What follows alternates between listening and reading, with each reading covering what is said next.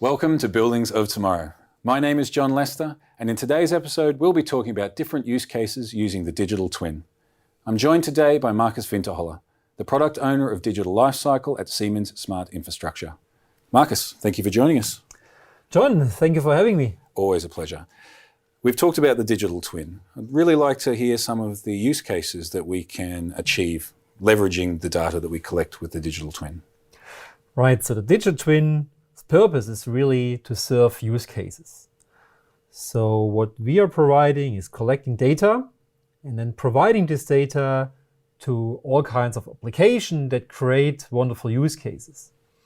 And we started with the collaboration with SRE, where we collected the data from Wittelsbacher Platz, plans and real-time data from the building, and provided this so they could create a Mind app that shows occupancy of rooms. Okay, when you mentioned SRE, this is the owner and the operator of the building. Exactly. Okay, so perfect. Siemens Real Estate owns the building and we are just renting. Okay.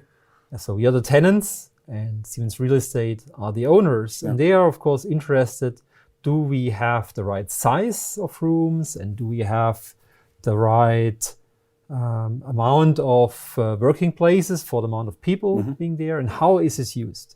So there are different use cases like, does a room have to be cleaned? You only have to clean a room if it has to be used. Are all the desks heavily used, or is there enough space for more people if we hire them? And do we have enough small rooms, large rooms?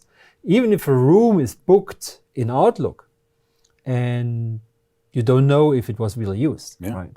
Can be free in Outlook, but people in there, or the other way around. So for Siemens Real Estate as a building owner, as well as for us as a tenant, it's always important to know what is the usage of a room. To see if you're getting value for your money. Exactly. Yeah.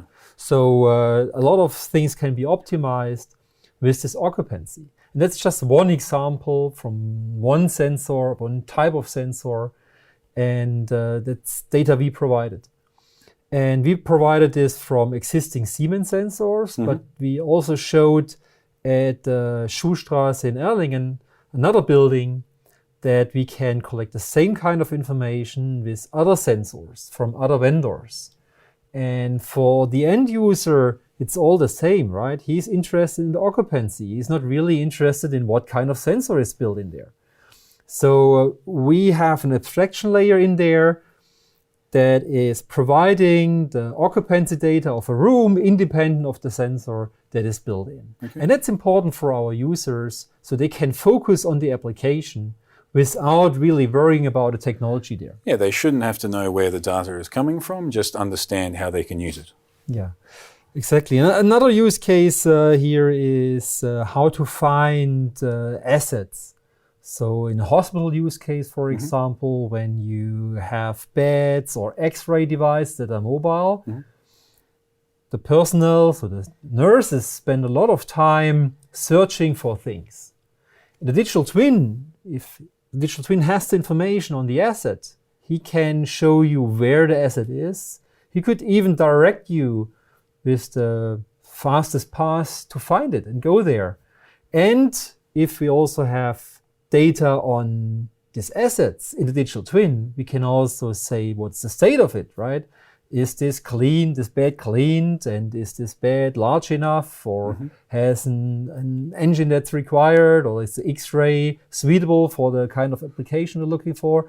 So all this information can also be fed into this digital twin. And this is going beyond the operation of the building, but actually changing the way the users actually operate within their daily function. Exactly. So it's changing everybody's life and makes life easier for everybody. And people can focus on what they really like to do and have to do in a building and make us feel comfortable in a building, and we don't waste our energy here. So we're impacting productivity, we're impacting effectiveness when it comes to your hospital example. This is a huge use case, or the impact of this could be huge for the operator, but also the users within the building. Right. And also for us at Siemens, when we do services, right, we always have to operate in a building. We have to know where things are and the state of the devices we are doing services for, we are providing service for. So all this information is also helping us. And we do not only need the plans and the location, we also need the asset data. So rather than being up a ladder in the roof with a flashlight trying to discover what part number or which part you need to replace, you could discover this in the comfort of your office before you even go to site. Right, you can minimize the visits on site as well. Yeah, that's a very helpful use case. And you know what's built in there.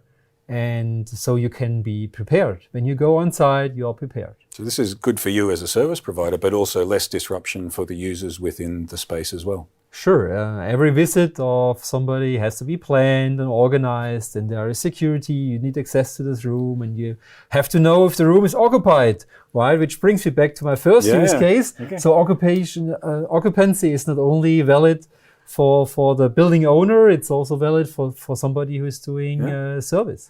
And there's always a little bit of cost that comes with these service calls as well. So sure, it's the most expensive is really having people going there, because it's not only one person, right? You need a facility manager, location manager. You need to make an appointment. You get there. I mean, that's a huge effort. Yeah, perfect. Thank you very much for your time. Thank you for having me.